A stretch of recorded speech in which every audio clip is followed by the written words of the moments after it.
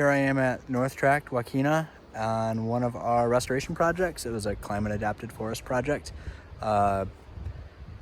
taking a field of diseased and dead Douglas firs, dropped them, ground them up. You can see wood chips in the background on the ground. We dozed it all out to retain moisture on the site and also put coarse woody debris back onto the ground.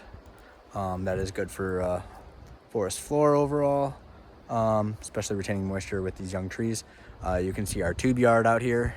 That's meant for deer protection.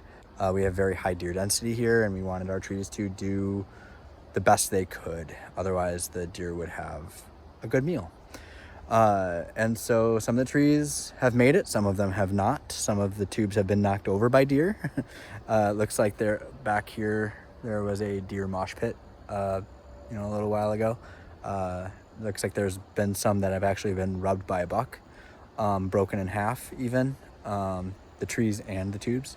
But some trees are doing quite well. Here's a white oak that is growing out of the tube. We planted this a year ago, and this is how tall it is already. I think it was about 2 feet tall as a bare root tree when we planted it, and this is a 60-inch tube, and I'm 5'4", so that gives you a little bit of reference on how tall it is. The tree's taller than me, as most things are. And over here's another white oak that is doing very well. Throughout here, you'll see a lot of the trees are starting to peek out of the tubes. We have the start of a forest here. That is really good to see.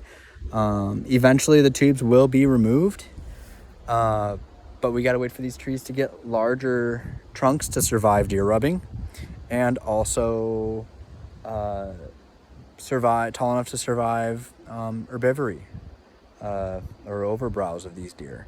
So yeah, we have a really good start here, and very excited to see what happens here in the next 10, 15, 20, 30, 40, 50, 80 years.